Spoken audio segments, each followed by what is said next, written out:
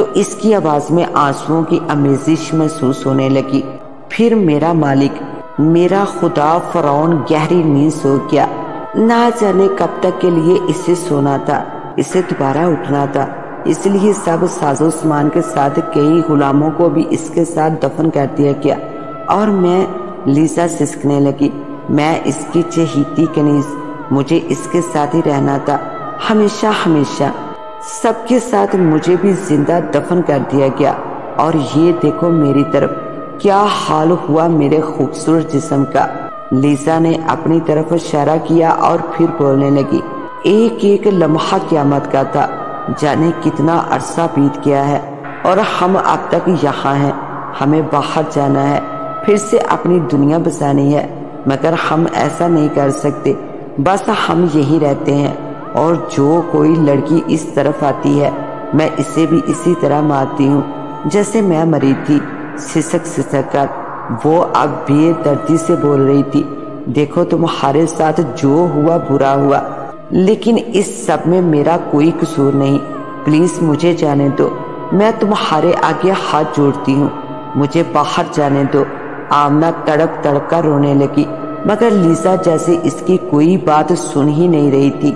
تو میرا کیا قصور تھا، تم ہی بتاؤ، میں اس قابل تھی کہ میرے ساتھ یہ سب ہوتا؟ لیزا اور کچھ نہیں کہہ پائی اور فضا میں اس کی سسکیوں کی آواز گونجنے لگی۔ تمہارا قصور تھا، تم نے ایک انسان کو خدا مانا تھا، اس سے بڑا قصور اور کیا ہو سکتا ہے بھلا؟ موت کو سامنے دے کر آمنہ جیسے بے خوف ہو گئی تھی اور اب تیز لہجے میں لیزا کو اس کا قصور بتا رہی تھی۔ چپ ہو جاؤ، میرے خدا کے بارے میں اب کچھ مت بولنا، ورنہ تمہیں پہلے سے بڑھ کر سزا دی جائے گی، سمجھی تم؟ لیزا غصے سے چلا کر بولی، مرو یہی۔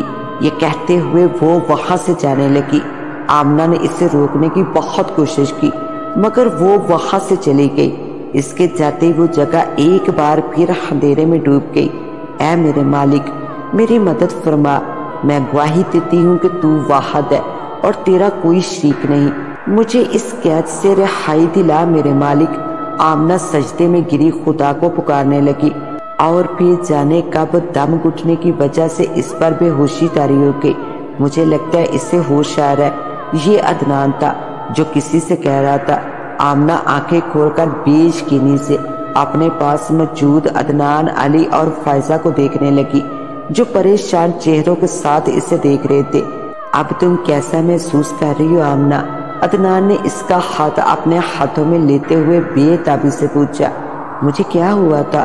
آمنہ نے پوچھا تو عدنان اس سے بتانے لگا، صبح میں جاگا تو تمہیں تیز بخار تھا اور تم بے ہوش تھی، تمہارے ماتھے پر پانی کی پٹیاں رکھی اور انجیکشن لگایا، تب جا کے 2 گھنٹوں بعد تم نے آنکھیں کھولی، شاید رات میں تمہیں کسی کیڑے نے کاٹ لیا تھا، تبھی تمہاری یہ حالت ہوئی، مگر تم فکر مت کرو، ہم کچھ ہی دیر میں یہاں سے روانہ ہو جائیں گے اور آئندہ کبھی کوئی ایسا ایڈونچر نہیں کروں گا، مجھے معاف کر دو پلیز۔ عدنان جانے کیا کیا کہے جا رہا تھا مگر آمنہ کے ذہن میں صرف ایک ہی سوال بار بار ابھر رہا تھا، تو کیا وہ سب ایک خواب تھا؟ عدنان بھائی آپ لوگ باہر جائیے، میں بھابھی کا منہ ہاتھ دھلا کر انہیں کپڑے بدلوا دوں، دیکھیے تو کتنے خراب ہو رہے ہیں، شاید بھابھی رات خوب گھومی ہے باہر اور وہیں انہیں کسی چیز نے کاٹ لیا۔ فائزہ کے کہنے پر عدنان اور علی اٹھ کھڑے ہوئے اور باہر چلے گئے۔ فائزہ کی بات سن کر آمنہ نے اپنے کپڑوں پر نظر ڈالی، وہ خراب نہیں بلکہ بہت زیادہ خراب ہو رہے تھے۔ اگر وہ سب خواب تھا تو میرے کپڑوں کو کیا ہوا؟ وہ الجھنے لگی۔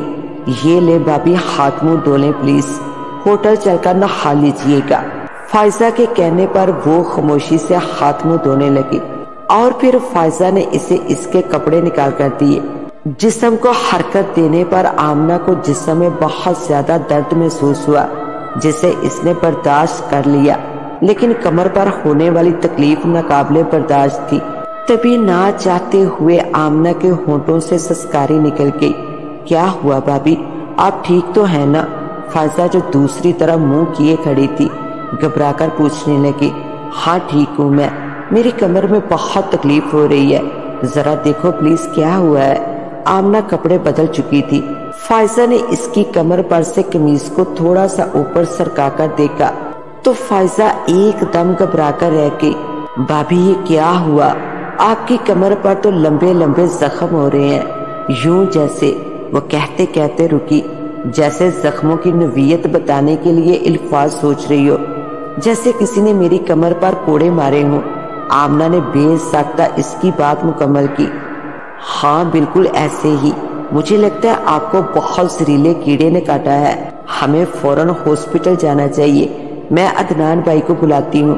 فائزہ گھبراتے ہوئے لہجے میں کہتی باہر نکل گئی۔ تو وہ خواب نہیں سچ تھا، تو میں وہاں سے باہر کیسے آئی؟ میں اپنے خیمے تک کیسے پہنچی؟ یہ اور اس طرح کے سوال آمنہ کے ذہن میں سر اٹھا رہے تھے، لیکن یہ وہ سوال تھے جن کا جواب اسے کبھی بھی کوئی بھی نہیں دے سکتا تھا۔ تو معزز ناظرین، کیسی لگی آپ کو آج کی کہانی؟ اپنی رائے سے ضرور نوازیے گا۔ اس کے ساتھ ہی اپنی ہوسٹ دعا وائس کو دے اجازت، ملتے ہیں انشاءاللہ ایک نیو ویڈیو کے ساتھ۔ تب تک کے لیے اللہ نگہبان۔